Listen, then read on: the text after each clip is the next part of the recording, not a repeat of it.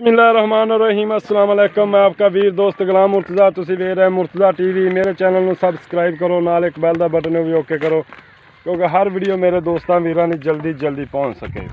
माशाअल्लाह जी बड़ा खूबसूरत जानवर मेरा दोस्त है कंध कोट उत्थे जानवर जा रहे हैं। दो मझां ने, एक मझ काली शाह मत्था सफेद थोड़ा जिहा मगर कट्टा मगर कट्टी है, एक मझ भूरे रंग की मगर भूरे रंग की कट्टी है।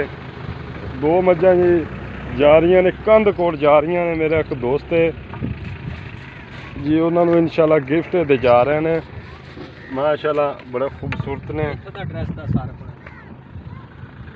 ये जी अपलोड हो रही ने डाले चो लोड करा रहे हैं।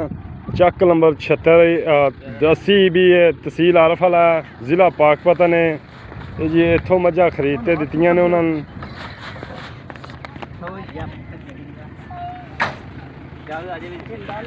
ये जी मेरा फ़ोन नंबर है 0344 69 80 676। व्हाट्सएप ईमो बनी हुई है। किसी वीर दोस्त ये राहदारी भी समझ लो क्योंकि बहुत सफ़र से जा रही ने। यह ड्राइवर है जी, गड्डी का नंबर है जी 1082 LR। यह जी ड्राइवर है। सुकून नाल जानियां ने मझां क्योंकि तुहानूं वीडियो भी मैं सेंड कर देना, थोड़ी समझो राहदारी बन गई। ये मझां जी चक नंबर 80 भी जो अपलोड कर रहे हैं डाले ते जा रही ने कंध कोट जा रही ने। अल्लाह पाक खैरी मेरी उन्होंने मंजिल तक पहुँचावे।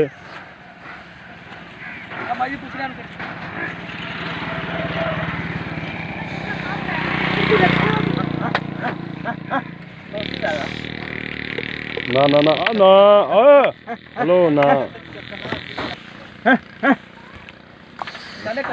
माली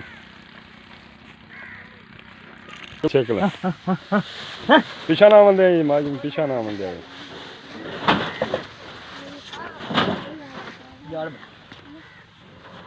एक मिनट यार देने बांध ला मार ला। हाँ जी बच्चों और मौलवी साहब ठीक है। अब मौलवी साहब तो मझां खरीदियां ने जी।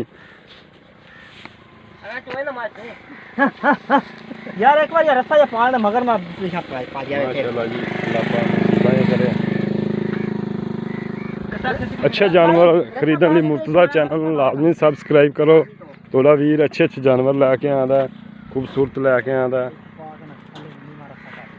एक मझ है जी बूरी मझ 5 कल्याण, पिछे कट्टी भी 5 कल्याण है। एक मझ काली है जी। अल्लाह पाक खैरी मेरी उन्होंने मंजिल तक पहुँचावे। और अल्लाह रसूल सुरद अल्लाह पाक खैरी मेरी मंजिल तक पहुँचावे।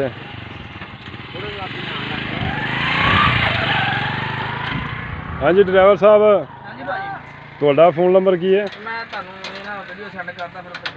चलो ठीक है, मैं वीडियो तुहानूं सेंड कर देना। समझो थोड़ी राहदारी बन गई। हाँ मेरा फ़ोन नंबर है 0344 69 80 676। व्हाट्सएप ईमो बनी। किसी दोस्त वीर नूं पसंद आवन राबता कर सकता है। और जानवर खरीदने लिए मुर्तज़ा चैनल ते मुर्तज़ा टीवी यूट्यूब पे चैनल ते इंशाल्लाह अच्छे जानवर होंदे ने। जाल दो मिलने अच्छी वीडियो नाल।